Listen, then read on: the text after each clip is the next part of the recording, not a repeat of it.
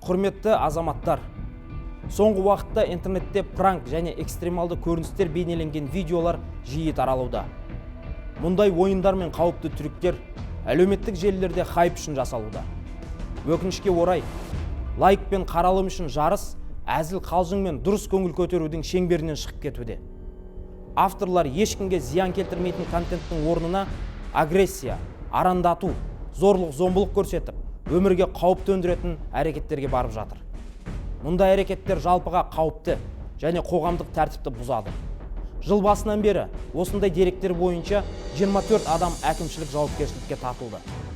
Мысалы, Астанада блогерлер лифт ішінде мәйіт тасып және балтамен шабуыл жасап видео түсірген. Бұл видео жолаушылардың үрейін ұшырып, қатты қорқыныш тудырды. Аталған қатыгез пранктың барлық қатысушылары 15-тен 30 тәулікке дейін әкімшілік қамауға алынды.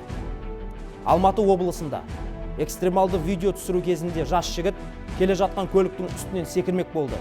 Өкінішке орай, бұл әрекет қайғымен аяқталды. Ол ауыр жарақат алып көз жұмды. Мұндай әзілдер қауіпті ғана емес, сонымен қатар әдеп нормаларына сәйкес келмейді.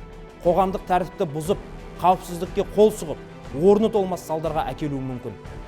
Мұндай көріністердің куәгерлері көбіне шок алып, күйзеліске ұшырайды. Ал орындаушылар өз өмірлерін қатерге тігеді. Ішкі істер министрлігі ескертеді. Қоғамдық тәртіпті өрескел бұзатын, дүрбелең туғызатын, немесе зиян келтіретін, сондай-ақ адамның ар-намысын қорлайтын әрекеттер үшін әкімшілік және қылмыстық жауапкершілік көзделген. Блогерлік пен камераға түсіру құқық бұзуға сылтау болмауы керек.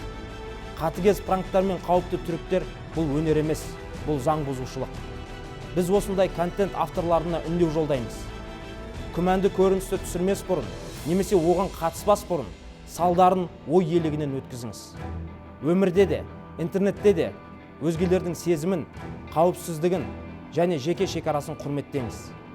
Заңды сақтаңыздар және құқықтық жауапкершілікке әкелетін әрекеттерге бармаңыздар.